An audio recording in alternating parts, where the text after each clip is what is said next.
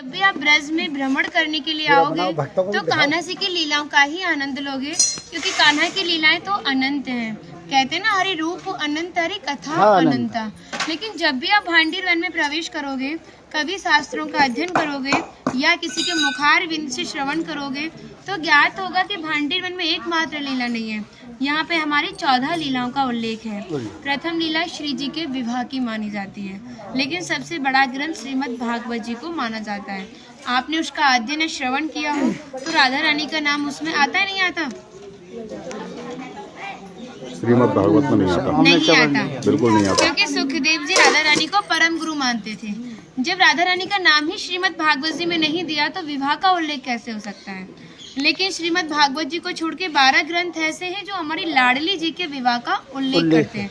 लेकिन जिस भांडीर वट के नीचे आप खड़े हो, इसका श्रीमद् भागवत जी के 10वें स्कंद के 18वें अध्याय में 22वां श्लोक कि बृहंतो बाहि मानस्य 4 यंत्रस्य गोदनम भांडीरकम नाम बटम जम्बू कृष्णम प्रोग्राम, यानी वृक्ष द्वापर युग में बहुत विशाल था, 4 योजनों में फैला हुआ था। इसकी जो सीमा थी वो 15 किलोमीटर में थी, तो इसको पंचकोशीय वृक्ष के नाम से भी जानते थे। कान्हा जी इन्हीं के शाखाओं पर चढ़ के यमुना मैया को आर पार किया करते थे। मान्यता है कान्हा जी की जो 9 लाख गाय थी दोपहर के समय इसी वृक्ष के नीचे बैठ के विश्राम करती थी। तो माता जो भी माखन मिर्ची रोटी इत्यादि प्रसादम में रख देती थी, सभी ग्वाल वाल एकत्रित होकर दोपहर का भोजन करते थे। और भांडीर वन में सबसे बड़ा विशेष फल इसी प्रसादी का बताया गया है, क्योंकि आप कभी किसी विवाह में जाते हैं तो बिना अन्न प्रसादी के नहीं आते। आप तो लाडली जी के विवाह स्थली आए हो। यहाँ पर जो दुर्वासा मुनि थे, जो दूब घास होती है उसी का रसपान करते थे। ब्रज की गोपियों ने इसी वट वृक्ष के नीचे उनको 56 प्रकार के व्यंजन खिलाए थे। यहाँ पर राधा कृष्ण में मल्ल युद्ध हुआ था, उसमें ये तय था कि जो भी हारेगा उसको भंडारा करना होगा। तो जब हमारे कान्हा जी हार गए थे तो ग्वाल वालों के साथ मिलके यहाँ पे भंडारा किया, उसी के नाम पर इसका नाम भांडीर वन पड़ा। यहाँ पर ब्राह्मण पत्नियों ने भी कान्हा जी को भोजन प्रसादी खिलाई है, और ठाकुर जी ने ब्रजवासियों से ये टुकड़े मांग के पाए थे, तभी नाम दिया था इसका मधुकरी। मांग के पाना मतलब मधुकरी। तभी शास्त्रों में ब्रजवासियों को अपना हृदय बताया और कहा कि जब तक ब्रजवासी की कृपा नहीं होगी, ठाकुर जी की कृपा बहुत दूर की बात है। यानी सर्वप्रथम ब्रजवासी की कृपा होना बहुत जरूरी है, जब ही हमारे ठाकुर जी हमारे ऊपर कृपा करते हैं। हमारी राधा रानी ने स्कंद पुराण में इस स्थान के बारे में ये कहा था कि जो भी गुप्त वृंदावन आएगा वो मोक्ष को प्राप्त होगा। यानी भांडीर वन को ही उन्होंने गुप्त वृंदावन कह के संबोधित किया। तो कान्हा बोले, तुम इतनी बड़ी बात को कह रही हो, लोग पाप करेंगे और सीधे दौड़े भांडीर वन चले जाएंगे, क्योंकि आपने तो मोक्ष धाम ही भांडीर वन को कह दिया। तब हमारी लाडली जी ने कहा, नहीं कान्हा, मैं जिस पर विशेष कृपा करूंगी, जिसके प्रति मेरी भक्ति भाव दोनों सच्चे हैं और भक्त मेरी शादी में उपस्थित है।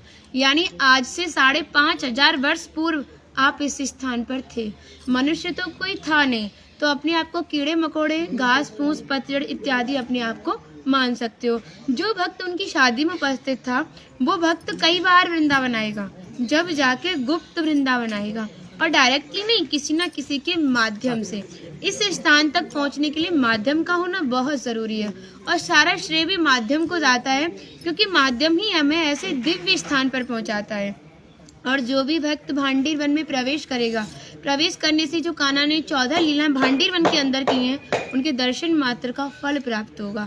और जो भी यहाँ की एक किनका प्रसादी पाएगा और एक रात्रि निवास करेगा, वो इस ब्रज गौलोक धाम से वैकुंठ गौलोक धाम को जाएगा, क्योंकि जो हमारे ठाकुर जी ने गौलोक धाम को इस 84 कोस में ही बांटा है। आप यहाँ पे जो भी दर्शन करोगे वो प्रकृति की देन के हिसाब से और मानव निर्मित दर्शन है, लेकिन आप गौलोक धाम में जो भी दर्शन करोगे वो ठाकुर जी के हिसाब से हैं। जैसे गर्ग संहिता के 6वें अध्याय का नाम है गौलोक खंड, आप उसका अध्ययन करोगे तो भांडीर वट का एक दिव्य वर्णन का अध्ययन करोगे।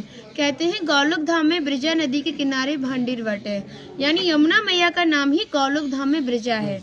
तो यहाँ पर भी आप एक भांडीर वट के दर्शन कर रहे हो। कहते हैं लोकनाथ प्रभु जी ने कहा है कि अगर भक्त इस भांडीर वट का दर्शन कर ले, दर्शन मात्र से, स्पर्श की तो बात बहुत दूर की बात है, दर्शन मात्र से ही उसे दोबारा गर्भ में जाना नहीं पड़ता। यानी भक्त 84 लाख योनियों से मुक्त होकर मोक्ष को प्राप्त करता है। बोलो राधे राधे। राधे। इनका माता जी का नाम है इंदुलेखा, जो भगवान की राधा रानी की 8 सखियां थी उनमें से एक है ना। और मन नहीं कर रहा, कितनी तारीफ करे, वो है नहीं इसलिए बोल नहीं रहे, गुजरा कृपा कारण ठाट कर दिया।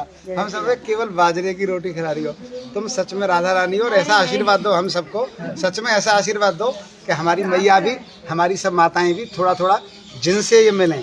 देखिए भक्ति का स्तर है, एक इतना बड़ा एक इतना है, तो इनको जो इनसे छोटी भक्ति में ये भी उनको कुछ ऐसी बातें बता के भगवान की ओर आकर्षित करें। सबको ऐसा आशीर्वाद दो। आप ब्रजवासी हो इसलिए सक्षम हो, दे सकती हो। भक्ति बढ़े और ब्रज में वास मिले।